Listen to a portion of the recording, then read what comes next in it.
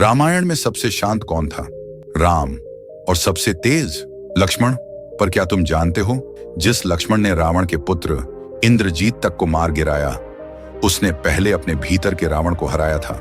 हर योद्धा तलवार चलाना सीखता है, लेकिन मर्यादा में रहकर जीना, ये लक्ष्मण से सीखना चाहिए। ये सिर्फ युद्ध की कथा नहीं है, ये नीति की वो गहराई है जो आज भी हमारे गुस्से, अहंकार और रिश्तों को दिशा दे सकती है। आज हम जानेंगे लक्ष्मण नीति की वो 5 सीखें जो युद्ध से पहले आत्मविजय सिखाती हैं। लक्ष्मण की पहली सीख थी धैर्य की परीक्षा। लंका की सभा में रावण अट्टहास कर रहा था। वो सीता के अपहरण पर गर्व कर रहा था। राम के दूत हनुमान की पूंछ जलाने की बात पर क्रूर ठाके गूंज रहे थे। उसी समय रामचंद्र के शिविर में लक्ष्मण क्रोध से कांप रहा था। भैया, ये अपमान, ये अधर्म, क्या हम क्षत्रिय होकर इसे यूं ही सहेंगे? क्या आपका ये धैर्य आपकी कमजोरी नहीं बन रहा? राम धीरे से मुस्कुराए। उनकी आंखों में क्रोध नहीं था, करुणा थी। लक्ष्मण, क्या तुम्हें लगता है युद्ध वही होता है जिसमें खून बहता है? सच्चा युद्ध भीतर होता है, जब तुम्हारा अपमान हो, तुम्हारे धर्म पर चोट हो और फिर भी तुम तलवार नहीं उठाओ, क्योंकि तुम्हें यकीन है धर्म स्वयं बदला लेगा। लक्ष्मण की तलवार अब भी म्यान से आधी बाहर थी। राम आगे बढ़े और उसके कांधे पर हाथ रखकर बोले, धैर्य तब नहीं दिखता जब सब कुछ शांत हो। धैर्य तब दिखता है जब भीतर आग जल रही हो और तू फिर भी मुस्कुराना जानता है। तू रावण को हराएगा, लेकिन पहले उस रावण को हराना सीख जो तेरे भीतर है। लक्ष्मण का चेहरा झुक गया।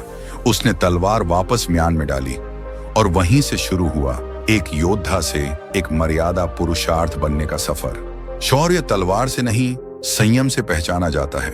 जो अपने क्रोध को जीत ले, वो पूरे युद्ध को बिना लड़े जीत सकता है।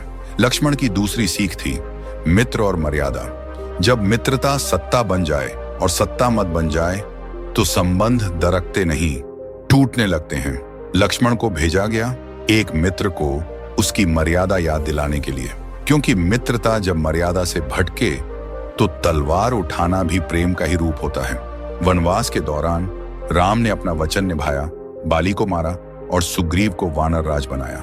वादा था बारिश के बाद सीता की खोज शुरू होगी, पर जैसे ही सिंहासन मिला, सुग्रीव भुला बैठा कर्तव्य, डूब गया मद और विलास में।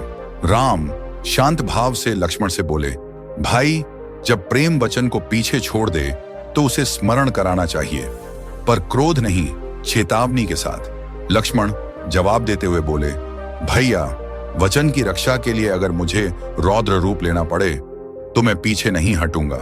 लक्ष्मण आता है, नेत्रों में अग्नि, वाणी में बिजली।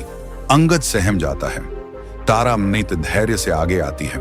हे वीर लक्ष्मण, जब मित्र क्रोधित होता है तब उससे अधिक कोई प्रिय नहीं होता, क्योंकि उसका क्रोध भी रिश्ते बचाने के लिए होता है। मित्रता तब तक सुंदर है जब तक वह मर्यादा में है, वरना मित्र भी रावण बन जाता है और रिश्ते युद्ध बन जाते हैं। समय रहते चेतना ही मित्रता का सबसे बड़ा सम्मान है। यान, जहां मित्रता अहंकार में डूबे, वहां सच्चा मित्र तलवार लेकर आता है, न्याय के लिए, न कि क्रोध से युद्ध के लिए। मित्र वही सच्चा जो देख के अनदेखा ना करे, जो समय पर बोले और जरूरत पड़े तो चुप्पी तोड़े। अगर मित्र मौन है जब तुम सीमा लांघ रहे हो, तो वह मित्र नहीं, चापलूस है। संबंध वही होते हैं जहां रिश्तों को बचाने के लिए स्नेह और चेतावनी दोनों का संतुलन हो। लक्ष्मण की तीसरी सीख थी वाणी और मर्यादा। शब्द तीर जैसे होते हैं, निकल जाएं तो लौटते नहीं और घाव तलवार से गहरे कर जाते हैं। लक्ष्मण को जीवन भर एक बात ने भीतर तक झकझोरा। सीता हरण से पहले राम और लक्ष्मण पर्णकुटी से दूर थे। माया मारीच राम को दूर खींच ले गया। सीता भयभीत हुई। सीता ने लक्ष्मण से कहा, अगर मेरे राम संकट में हैं और तुम यहीं खड़े हो तो तुम्हारा प्रेम कैसा?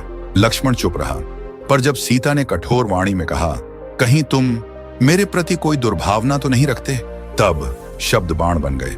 लक्ष्मण ने कांपते हुए रेखा खींची और वह इतिहास बन गई। मैं रक्षक था, पर मेरी मर्यादा मेरी ही आंखों के सामने भंग हो गई, एक वाक्य से, एक शख्स से।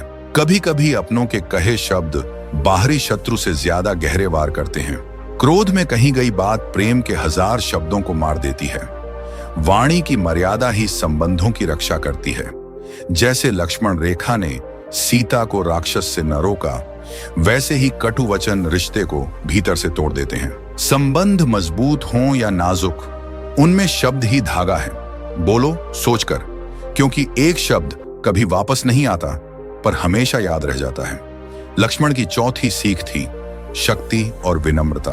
शक्ति अगर घमंड में बदले तो वह विनाश लाती है, पर यदि शक्ति विनम्र हो जाए तो वह रक्षा करती है, संहार नहीं। आना लंका का युद्ध, अंतिम चरण में जब रावण मारा जा चुका था, विभीषण का राज्याभिषेक होना था। राम ने लक्ष्मण से कहा, विभीषण को सिंहासन पर बैठाओ। लक्ष्मण चौंक गए। भैया, वह रावण का भाई है। हमने युद्ध किया, अपमान झेला और अब उसी की कुल की सेवा। बेदाम राम बोले, शत्रु से शांति जब हो जाए तब अहंकार नहीं, शांति की विजय मानी जाती है। शक्ति उसी की स्थायी है जो झुककर भी संकल्पित रहे। लक्ष्मण ने झुककर विभीषण के चरण धोए। शेषनाग ने सेवक बनकर सेवा की। जो तलवार चलाना जानता हो और फिर भी म्यान में रहे, वही सच्चा योद्धा होता है।